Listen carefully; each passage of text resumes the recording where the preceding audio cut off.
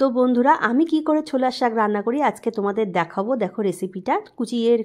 একদম কুচি কুচি করে ছোলার শাক নিয়ে নিয়েছি, তার সাথে বড়ি নিয়ে নিয়েছি, পালং শাক নিয়ে নিয়েছি, আর তার সাথে নিয়ে নিয়েছি বেগুন ছোট ছোট করে কাটা, তারপরে রয়েছে ছোট ছোট করে কুচি করে লঙ্কা কুচি। এরপরে চলে আসছে হলুদ, তেজপাতা, শুকনো লঙ্কা, তার সাথে পাঁচফোড়ন, নুন চলে আসছে। তো এই রেমেডিগুলো কিন্তু লাগবেই, এর সাথে কিন্তু থাকছে মুগ ডাল। এবার আমি তোমাদের দেখাবো ছোলার শাকটা রান্না। চলো আমরা রান্নার দিকে যাই। তো প্রথমে একটা কড়াই নিয়ে নিয়েছি, তারপরে একটু তেল নিয়ে নিলাম। তেলটা একটু গরম হবে, একটু বেশ গরম হলে তারপরে আমরা আস্তে আস্তে তেলের মধ্যে বড়িটাকে ছেড়ে দেবো।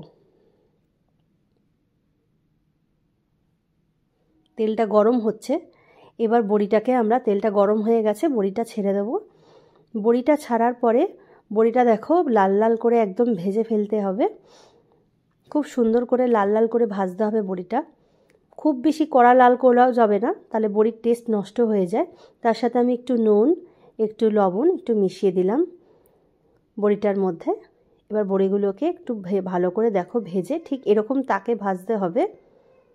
ভেজে আমি আস্তে আস্তে বড়িগুলোকে তুলে নিলাম। আবার একটু কড়াইয়ের মধ্যে আমি তেল দিয়ে দিলাম।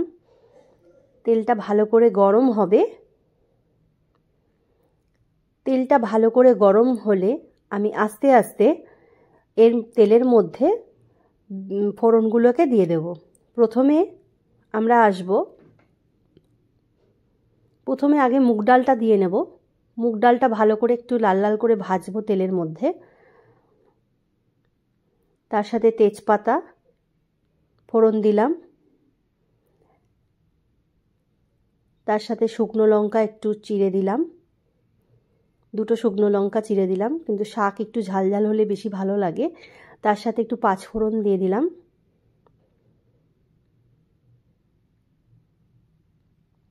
ভালো করে যখন লাল লাল হয়ে আসবে ফোড়নগুলো দেওয়ার পর সময়, তারপরে নাড়লাম ভালো করে। দেখো সুন্দর করে যখন লাল লাল লাল লাল হয়ে আসবে ততক্ষণ অবধি ভাজতে থাকবো। এবার দেখো হালকা বাদামি বাদামি হয়ে এসছে, তখন কিন্তু আমরা এর মধ্যে দিয়ে দেবো বেগুনগুলো, ছেড়ে দেবো। বেগুনগুলো ছেড়ে দিলাম। এবার বেগুন কুচিটাকে আমি একদম লাল লাল করে ভেজে নেব। লাল লাল করে ভেজে নিলাম। একটু লাল লাল করে ভাজতে হবে। দেখো ডালটা দেখো খুব সুন্দর কিন্তু লাল লাল করে ভাজা হয়েছে, তার সাথে ফোড়নটাও কিন্তু খুব সুন্দর কিন্তু ভাজা হয়ে যাচ্ছে সাথে, আর খুব সুন্দর কিন্তু একটা স্মেল আসে এই ফোড়নটা দেওয়ার পর।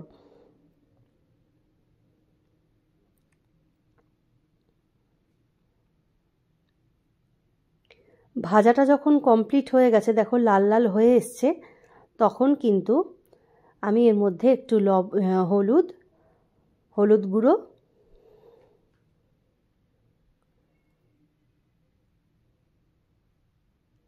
দিয়ে দেব একটু লবণ,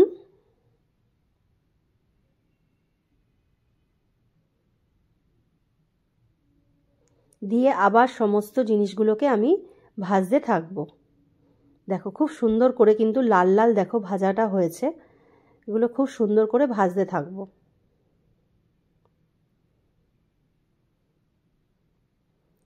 ভাজার পর এবার আমরা শাকটাকে দিয়ে দেব এই তেলের মধ্যে।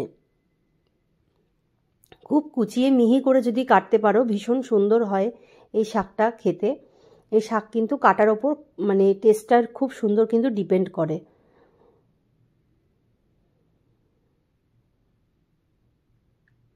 যেহেতু ছোলার শাক একটু শক্ত মতো হয়ে থাকে, সেই জন্য একটু বেগুনটা বেশি দিতে হয়। তার সাথে আমি একটু পালং শাক নিয়ে নিয়েছি, যাতে কিন্তু এই তোমার ছোলা শাকটা একটু নরম হয়। পালং শাকটা দেওয়ার কারণ হচ্ছে নরম হয়, নরম হওয়ার জন্য কিন্তু আমি এর সাথে একটু পালং শাক মিশিয়ে দিয়েছি।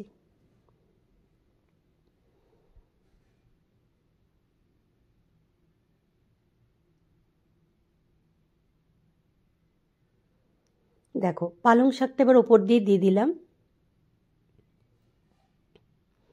পালং শাক তো এমনি নরম শাক, বেশি কুচানোর দরকার নেই, মোটামুটি একটা কুচানো থাকলে হবে। এরপর দেখো শাকটাকে নাড়িয়ে চাড়িয়ে আমি তার সাথে লঙ্কা কুচিগুলো উপর থেকে দিয়ে দিলাম।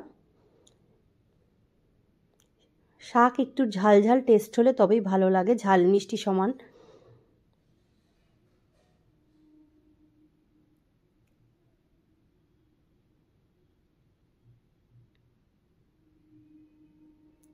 আমি এটা বানাচ্ছি কিন্তু ছোলার শাকের ঘন্ট। এরকম করে সুন্দর করে, খুব সুন্দর করে নেড়ে নিতে হবে, উল্টে পাল্টে শাকটাকে ভীষণ সুন্দর করে নেড়ে নিতে হবে, নিচ থেকে ওপরে, ওপর থেকে নিচে, এরকম করে খুব সুন্দর করে নেড়ে নিতে হবে।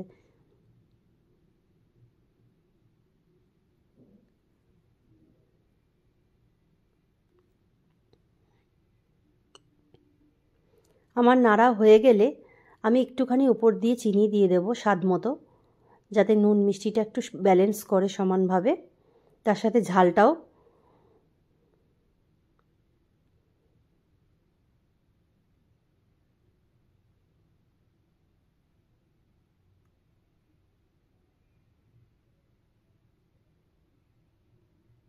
এরপরে আমি একটা উপরে ঢাকা দিয়ে কড়াইটা আমি চাপা দিয়ে দেব। এবার দেখো কিছুক্ষণ বাদে যখন এটা সেদ্ধ হয়ে আসবে, দেখো খুব সুন্দর, দেখো মাখো মাখো হয়ে এসছে ব্যাপারটা। আর পালং শাক দেওয়াতে এটার টেস্টটা যেন আরও বেড়ে গেছে, দেখতেও সুন্দর হয়েছে। এরপর আমি বড়িগুলো দিয়ে দেব। বড়িগুলো দেখো ভেঙে রেখেছি, এরকম ভেঙে ভেঙে বড়িগুলো টুকরো টুকরো করে দিয়ে দেব। দিয়ে এর সাথে যখন মিশিয়ে দেব, জিনিসটা দেখতে খুব সুন্দরও হবে এবং খেতেও খুব কিন্তু দুর্দান্ত। মানে তোমার এই শাক দিয়েই তোমার মানে অর্ধেক ভাত খাওয়া হয়ে যাবে।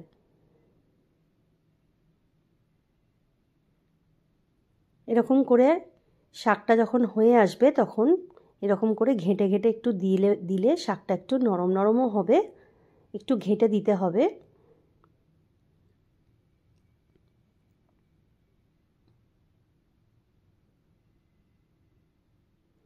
দেখো এরপরে আমি নামিয়ে ফেলছি শাকটা, দেখো হয়ে গেছে আমাদের ছোলার শাকের ঘন্ট।